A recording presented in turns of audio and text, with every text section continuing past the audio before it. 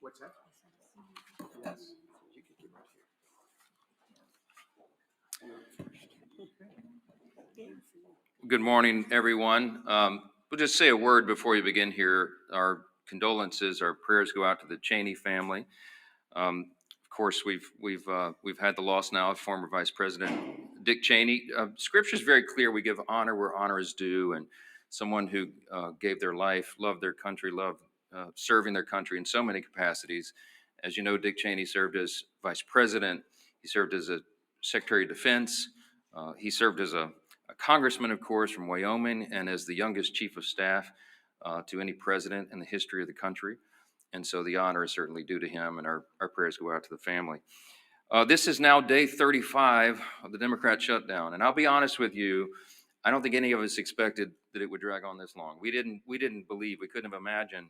It's now tied for the longest shutdown in U.S. history, and we didn't think we'd have to come in here every single day, day after day after day, and repeat the obvious facts to the American people and to put on display every day what is happening here.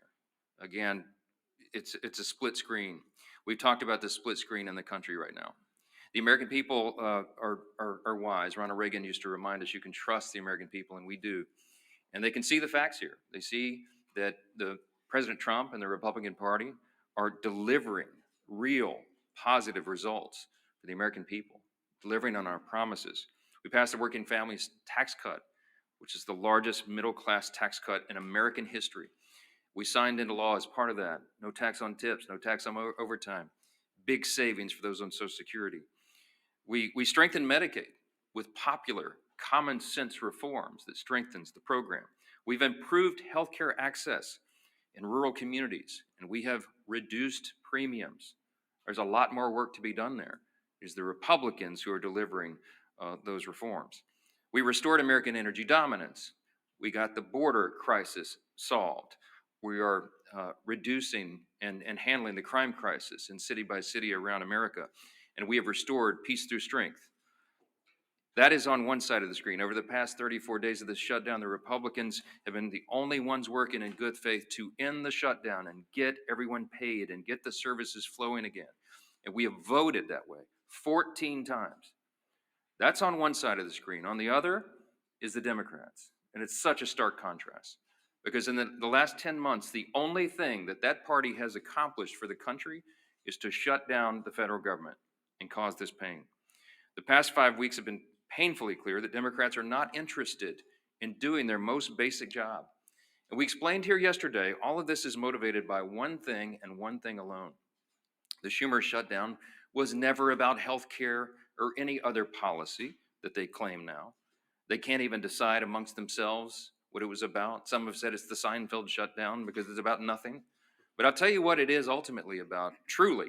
And this is something that can be demonstrated, and everyone here knows it's true. As I summarized yesterday, the Schumer shutdown was never about healthcare or any other policy. It is about fear. It's about fear. Right now, the Democrats fear political retribution from the far left activists in their party more than they fear the consequences of keeping the government closed for weeks on end. They fear political retribution from far left activists more than families going hungry and workers missing paychecks. That is a fact that they are demonstrating day after day and vote after vote. It's gotten so bad for them that even their traditional allies are losing patience now. The head of the Teamsters Union had a blunt message to Democrats a couple of days ago. Quote, "American workers are not bargaining chips. Senators need to stop screwing around and pass the House-passed clean short-term funding bill," unquote. And it's not just the Teamsters, as you know.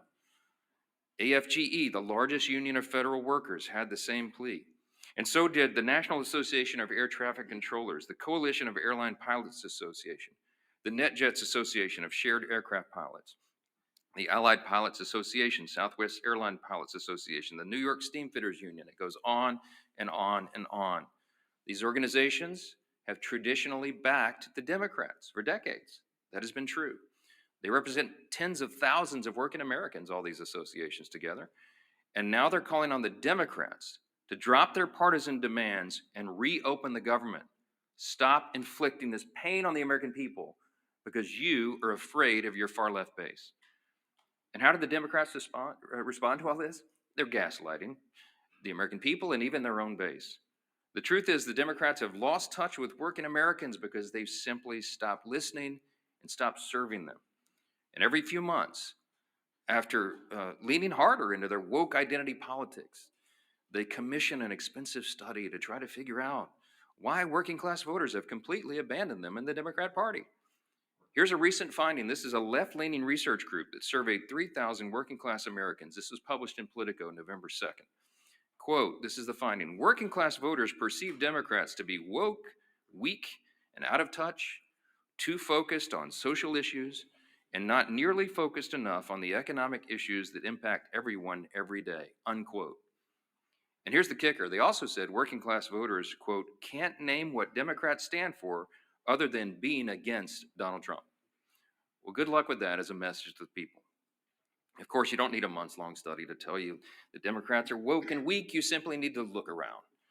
As the Democrats continue to pander to their radical base of affluent progressives, President Trump and Republicans are building a new multi-generational coalition of voters that is grounded in common sense.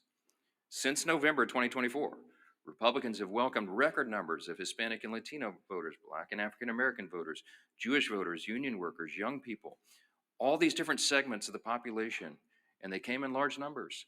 People everywhere can see clearly who's fighting and voting here every day and delivering for them. And I'll say this clearly to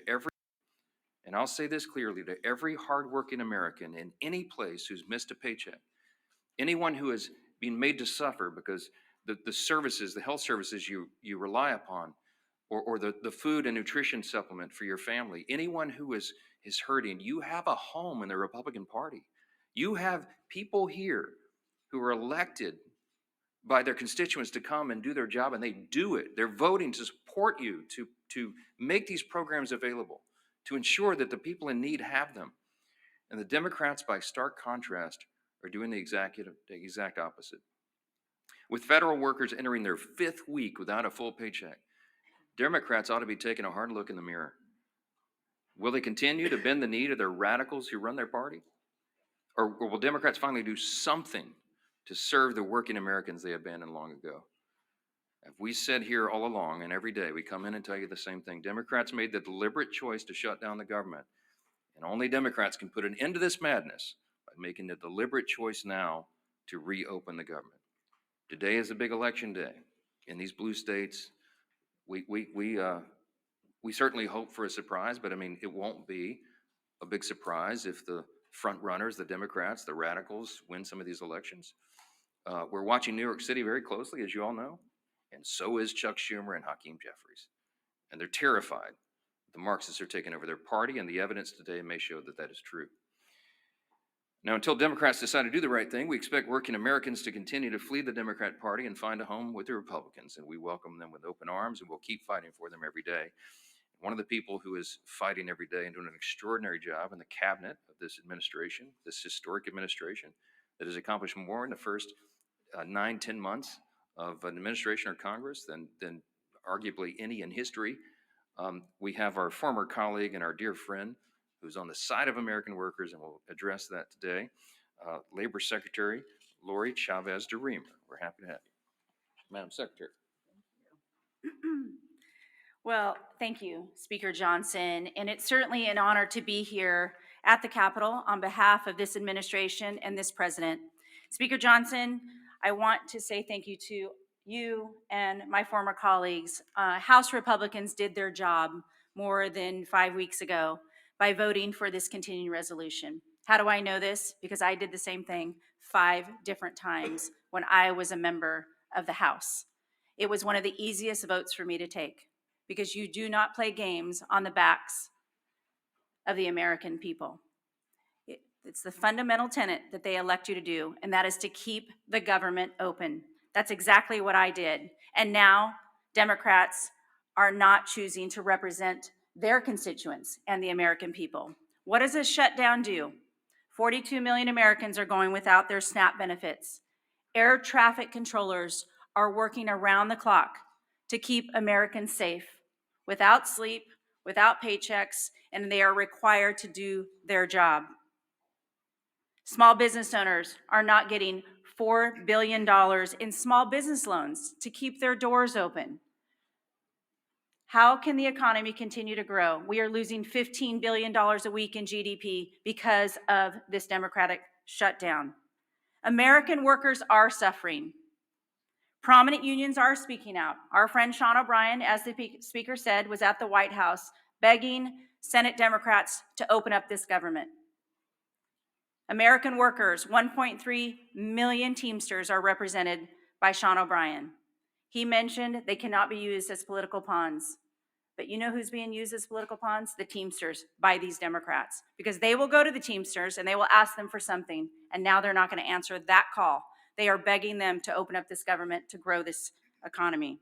Other unions as well, manufacturing, building trades, industry-specific skilled trades. It's the workforce that I represent as the labor secretary. Every single day we show up to make sure that they have the tools that they need. We have sent out over $86 million to our respective states in order to upskill and reskill the American workforce. The future of the American economy is on my shoulders, on this administration's shoulders, and the Democrats have stopped all the momentum that we have put in the last 9 months. Registered apprenticeships, the future workforce. Not only are we hurting the current workforce, it's the future workforce. We are trying to educate our young people. We're trying to register 1 million active apprentices across this country. We had almost 250,000 registered, and now that has come to a screeching halt. We're trying to educate our young Americans on AI. Pilot approaches for workforce challenges in AI, the uncertainty. American workers deserve to know that they are going to have a job in this country, and the Democrats have chosen to play those political games.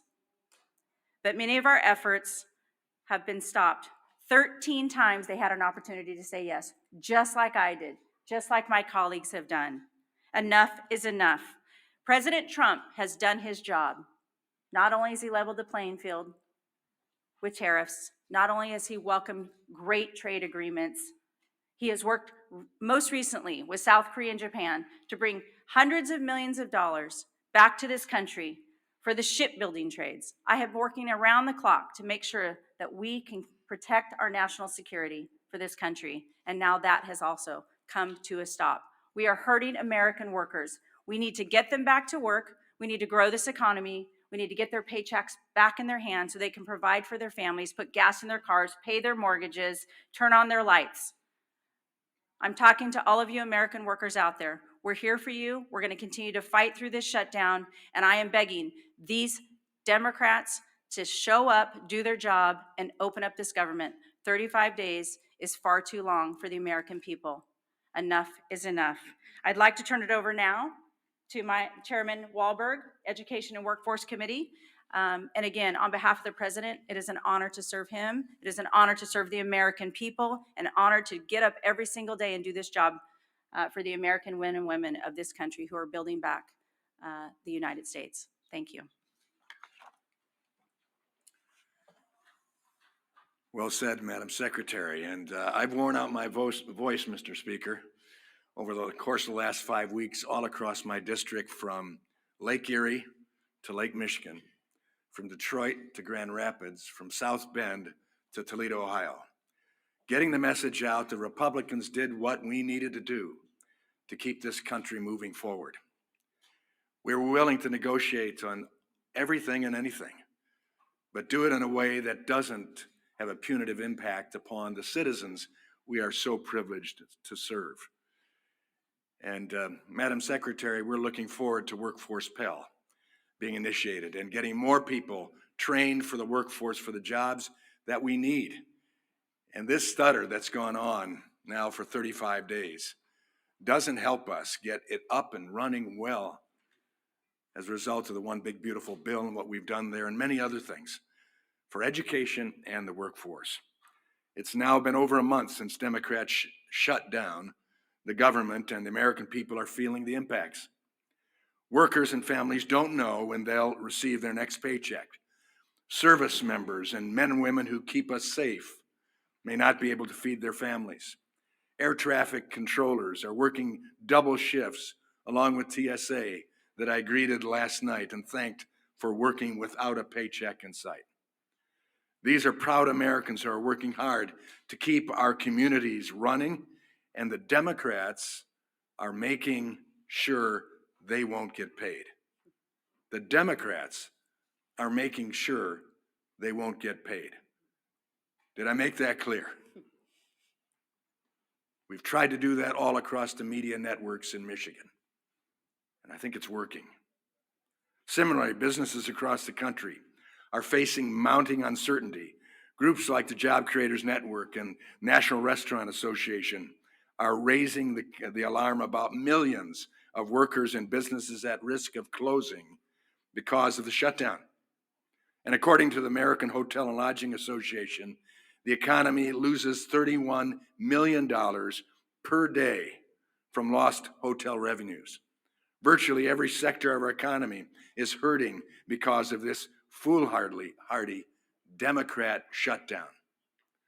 And since the start of the shutdown, more than 4,800 small businesses have been unable to access the Small Business Administration loans. I've sat with some of those businesses. I've heard their concerns. I've heard their desires to expand their business, but they can't get the applications filled out, further restricting businesses' ability to grow, potentially forcing others to close permanently. What's more, this shutdown has disrupted the data that drives the economy. Jobs, prices, paychecks, the data that guides it all has stopped flowing, and that is hurting workers, families, and job creators. In my home state of Michigan, we're losing more than $360 million in economic activity every week, week upon week. That means every week workers, job creators, and communities lose out on chances to thrive as families struggle to put food on the table. But Democrats don't seem to mind. We've all heard House Democrat Whip Catherine Clark's interview describing the suffering of families as leverage to remote health care to illegal aliens. And then there's the Senate Democrat leader, Chuck Schumer, and his comment that every day gets better for us. How cruel, how unfeeling, how uncaring. Clearly, the Democrats are so wrapped up in DC politics, they've forgotten what really matters, helping the Americans thrive. Now, labor unions, as the speaker pointed out, who overwhelmingly supported Democrat politicians and left-wing causes, are calling for Democrats to vote for the House Republican passed clean continuing resolution. We passed it. We funded government. We didn't shut it down. The American Federation of Government Employees, Steamfitters Local 638, Teamsters, and pilots unions are calling for the government to reopen because livelihoods are being crushed. Our nation's children are being impacted too, and I'm concerned about that. Some Head Start programs, some of those small little seats that I've sat in, hearing about what good work is done for these families and kids. Head Start programs, because of the Democrat unfunding of them, will not receive federal grants despite being the only option for many low-income families. That will lead to disruptions that will force families to go without childcare as programs face dwindling funds or go without funding entirety. We funded it in the House. The Senate Democrats need to do the same. If the COVID-19 pandemic taught us anything, it's how bad any disruption to a child's life can be. Long-term school closures exacerbated learning loss and caused skyrocketing truancy. How long do the Democrats need to keep our government shut down before they see the real harm they're doing to Americans' children? The Democrat government shutdown has gone on far too long. And the longer it lasts, the worse things get for the American people. This is the first time in history, if you might be reminded, the first time in history a political party has shut down the government over a clean CR. The Democrat petty partisanship is hurting workers and families across the country. The shutdown is also showing Americans just how far the Democrats will go to promote their out-of-touch agenda, even if it means holding the American people hostage for more than a month. America's workers, families, unions, and job creators have all spoken. Chuck Schumer, pass the clean CR and reopen the government immediately. I hope the Democrats are listening, at least 5 of them. Republicans have listened and voted to fully fund the government, coming on 15 times as of today. It's time for 5 more Democrats, including my 2 members from Michigan, to vote the same way. For the children, as Nancy Pelosi has famously said. Do it for the children. Do it for Americans. I now am pleased to turn over the podium to a great leader, Leader Scalise. Thank you, Chairman Walberg and Secretary Chavez-DeRemer. It's great to have you back here in the House. I'll start by joining in with what the Speaker said and extending my condolences to the family of Dick Cheney. Of course, served 8 years as President George Walker Bush's vice president, served in so many other important roles in government, started as a member of this House of Representatives, and lived an incredible life. And we mourn his passing and extend our prayers to the Cheney family. As we look at potentially another vote today in the Senate to try to have a breakthrough to open up the government, let's remember when the Senate votes today, they're not voting on some big, massive omnibus bill, a bill that resolves all of our differences. You know, if you're one of these Democrats, and it only takes 5 to get this government back open, and you're struggling with this decision, do you offend your far left radical base? It's about to elect the new leader of their Democrat Party in Mondami in New York. Or do you stand up for the tens of millions of people around the country who are actually suffering? And if you vote yes today, are you giving anything up? What's in that bill? A clean continuing resolution that violates any of your principles? There's nothing. Again, that bill does not solve our differences. That bill just keeps the lights on. That bill just allows federal workers to get paid for the work that they're doing. Those that have to show up and work and keep our airports open. The air traffic controllers who are working under high, incredible stress in a normal time so that planes can land and take off safely with 150 plus people on each one of those planes, without worrying about the stress that as soon as they get off the job, they've got to go do a second shift as an Uber driver because they can't put food on the table because Democrats shut down the government. Hopefully they weigh that when they cast their vote today. And we see every day, of course, unfortunately, more and more consequences to the suffering Democrats are causing. We know on the SNAP program, 42 million people. And yes, the courts are trying to work with the White House to find ways to move some other money around. But as we know, even if they're able to move money around, it doesn't make that program whole. The only way to make the SNAP program whole is by Democrats opening up the government. It's real straightforward. You vote yes or no. You vote yes because you want to put food on the table for 42 million low-income families. But if you vote no, maybe because you're afraid of some radicals in Portland or San Francisco or New York City, when you vote no, you are taking food off the table for 42 million low-income people, the least among us who need that help. 6.7 million going without the Women, Infant, and Children program funding. WIC program is really, really important, again, to very low-income people who need that help. Democrats have no problem shutting off that funding, causing that suffering, and to use their term, because they think they're getting some kind of leverage. We still don't know what the leverage is for. They're trying to leverage the American people, and they can't even articulate what it is they want. Yeah, $1.5 trillion wish list of crazy items like free healthcare for illegals, gutting a rural healthcare fund. Is that really the leverage they want to use the American people for? And deny the WIC funding? 2 million people in the military, 2 million service members going without pay. What do they say to them? Oh, gee whiz, they were so afraid of Mandami in New York that they couldn't vote to pay our men and women in uniform who are keeping our country safe, risking their lives, while their families are wondering if they're going to be able to put food on the table. What a profile in courage. It's gutless. 700,000 federal employees without pay, 670,000 federal workers furloughed, 5.9 million households at risk of losing their home heating services under the HEAP program.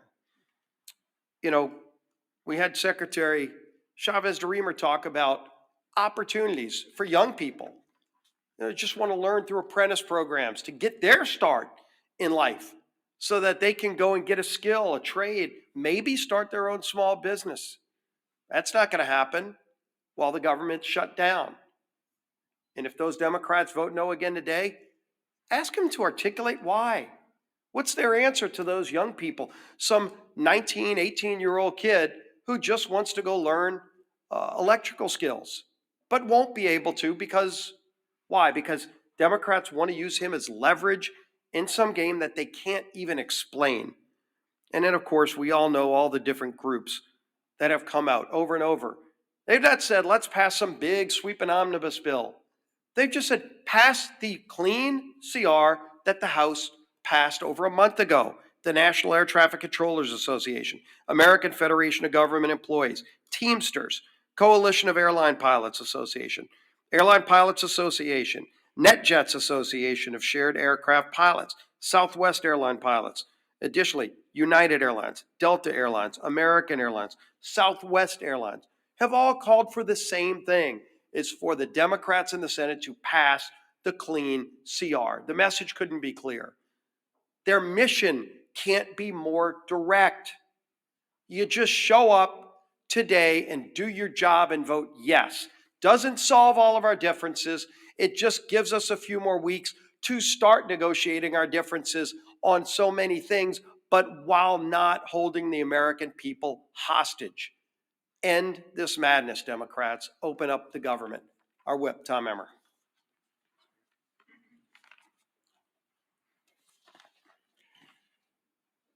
The Democrat government shutdown, spanning 35 days and still counting, is now tied for the longest government shutdown in U.S. history.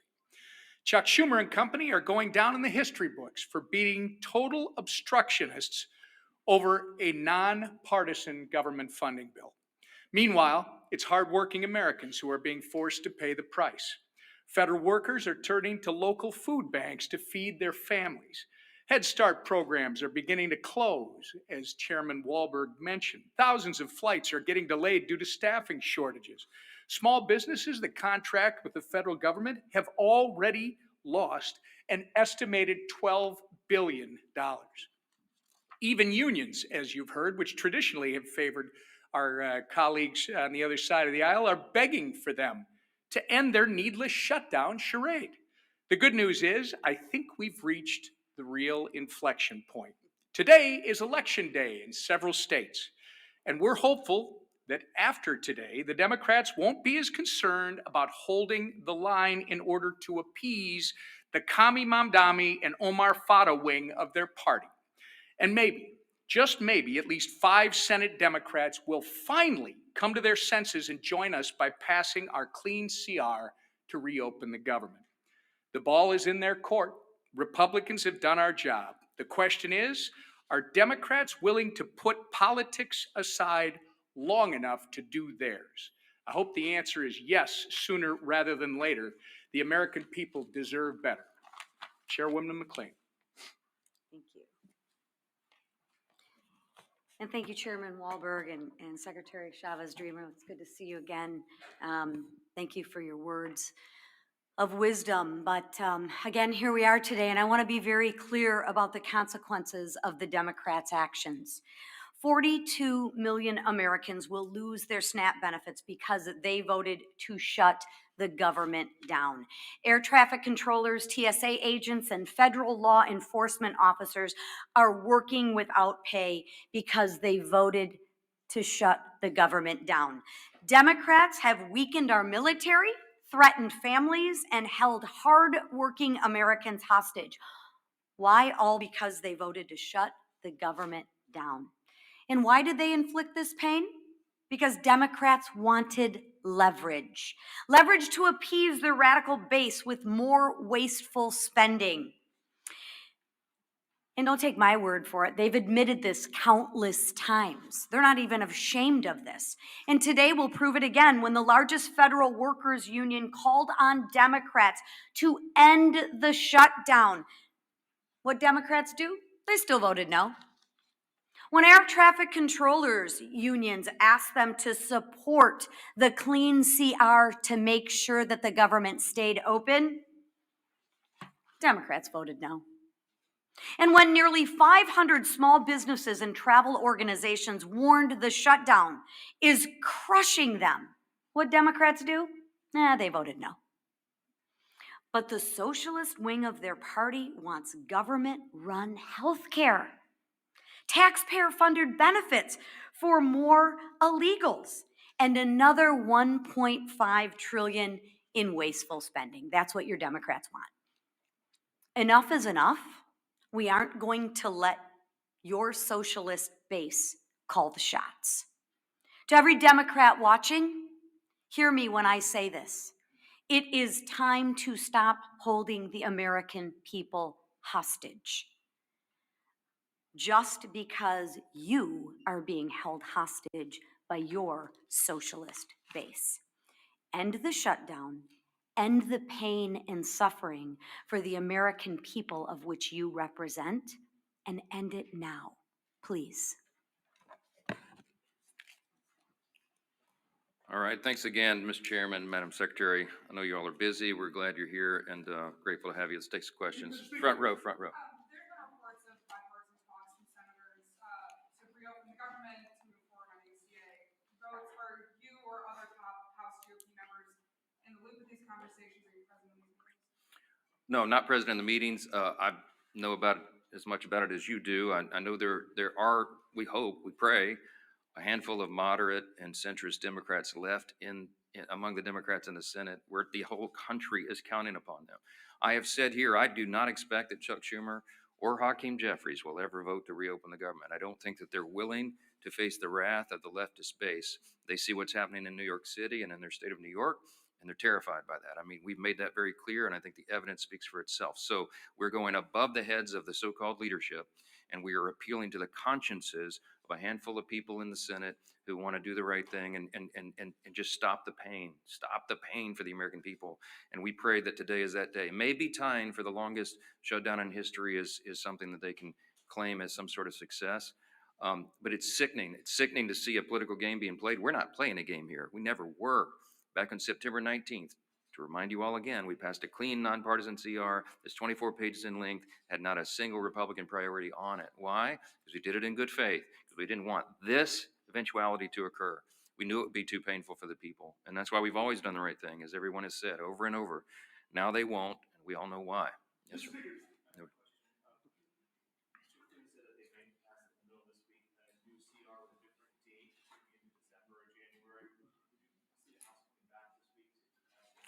If the Senate passes something, of course, we'll come back. We're running out of clock. Obviously, we put 7 weeks on the clock. That was remember, the bipartisan arrangement that was made between Democrats and Republicans in the House and the Senate, in consultation with the Senate, bipartisan bicameral agreement that they needed 7 more weeks on the clock. Because once we got to the end of the fiscal year, September 30th, there would be that much more time needed, they estimated, to finish the government funding appropriations process. The Democrats have played games, and we've lost so many of those days now. So if they extend it, obviously that logically makes sense to us. I am not a fan of extending it to December because, let's be frank, A lot of people around here have PTSD about Christmas omnibus spending bills. We don't want to do that. It gets too close, and we don't want to have that risk. We're not doing that. We're not doing that. But too many people have concern. I think putting it into January makes sense, but we've got to obviously build consensus around that. There's some discussion about it. We'll see where it lands. I'm not sure. Scott, real quick. Yeah, Scott. You referenced the passing of Dick Cheney earlier, who was arguably the most powerful vice president of in our lifetimes. Obviously, he had a complicated relationship with President Trump in his later years, as did his entire family. But he served, I think, 3, maybe 4 presidents in the White House and in some of the top roles. Do you have any personal reflections, or did you have any interactions with Cheney as you were sort of coming up in Republican politics in Louisiana? And do you think, are there any plans for him to lie in state here in the Capitol where you serve? Well, this all, just was announced this morning, so there's not been any discussion about that yet. My interaction with him personally was limited when I was a freshman in Congress, and the 115th Congress came here in January 2017. One of my classmates was Liz Cheney, and we were in the same class. And I think I met her father for the first time with her personally. And of course, I was honored to meet him. At the time, everybody was aligned on the same page on everything. And I, admired what he had done in Republican politics to that point. And I meant what I said when I came up here and began this morning, that even when we have political differences with somebody later in life, you have to honor the sacrifices and the service they gave to their country. We certainly do that for the former vice president, and our prayers go out to the whole family. So, yeah. You talk about the split screen between what the Democrats are doing and what the Republicans are doing. What about the split screen about the fact that the Trump administration is administering only part of the SNAP program while President Trump is having a gathering party at Mar-a-Lago? I reject the premise of the question. Let me talk about SNAP. Okay. By the way, the president had an annual Halloween theme party every year at Mar-a-Lago. That's what he went back to as obligatory tradition. And I just discount what you're trying to do there. The SNAP benefit is a very important question. The White House has bent over backwards, as we've recounted here every morning, to make sure that Americans' pain is mitigated as much as possible, reduced as much as possible. So we got the troops paid. They made creative solutions for that. The WIC funding for women, infants, and children. And SNAP came to a legal crossroads because the legal analysis said that you could not use the contingency fund if the underlying fund was not flowing. I've explained that into detail here multiple times. 2 courts disagreed. So what did the president do? In good faith, showing again that he's willing to bend over backwards to help the American people when Democrats are not, he went to the court and said, fine, show me how to do it, because we don't see the path. And so the courts have ordered that. They filed a brief yesterday, or some response yesterday in the court, that they'll give as much as is there. Remember, the contingency fund only has roughly $5 billion, and it costs roughly $9 billion for a month of SNAP benefits. So I think the arrangement is they're going to give at least half to everyone. But here's the problem: it's very complex, is that it's administered through the states, and you have to recalculate all the allocations and how the checks go out. It's not, you can't just flip a switch and do that. It's a lot of work that goes into it. So I can tell you that the president is dialed in on this. The president is trying to protect and cover the American people, as he always does. The president is trying to get the government open again. And the Republicans have voted 14 times to do it, and the Democrats have voted 14 times not to do it, to keep the government closed. That's the story. And I don't know why there's any confusion about this at all. They're going to do it again today. My prediction is the Democrats are going to vote for the 15th time to shut their government down, and they're going to look down their noses at the people who are struggling, who are suffering, can't put food on the table, who can't pay their bills because they're playing games over here. It is absolutely unforgivable in my view. And I wish more of you would give them a tougher time. Yes, last one. Secretary,